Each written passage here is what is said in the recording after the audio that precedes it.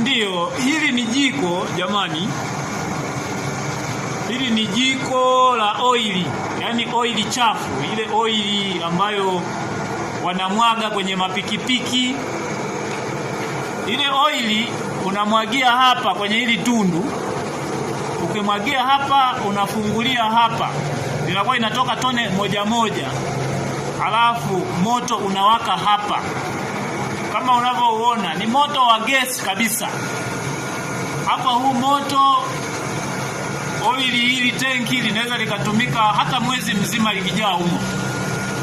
Na hii oili upatikanaji wake unaenda kwenye mapikipiki wanakotengeneza kule, wanakotengeneza magari, wanamwagaga ni bure tu, unachukua kule kwenye magereji, unachukua hii oili ni bure, wanakupa bure.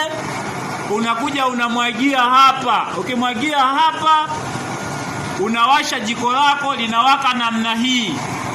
Linakuwa ni jiko la gesi, haitoi harufu wala moshi. Yaani hili unaweza kupikia ndani, kama unavyoona hakuna moshi wowote unaotoka hapo kwenye hili jiko. Kwa hiyo hili jiko ni mkombozi. Wale ambao mnatumia gesi, mnasubiri mkanunue 50,000 mpaka laki, chukua tu hili jiko. Hili jiko ukilinunua mara moja, hautanunua kitu kingine chochote. Utatumia tu maisha yako yote na maisha yatakuwa ni rahisi sana. Hili jiko linapatikana Sumbawanga hapa kwa Siwale. Ukifika maeneo ya Sumbawanga yenyeji, ulizia kwa Siwale. Kwenye mji wa Sumbawanga katika mkoa wa Rukwa, ulizia kwa Siwale. Yaani haya majiko ni mengi mno kama unavyoona. Yaani hiki ni kiwanda.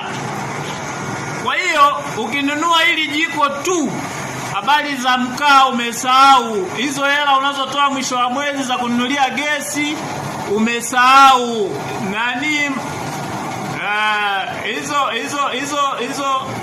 Hizo bili za umeme unazotumia unakuwa umesahau upande wa kupikia.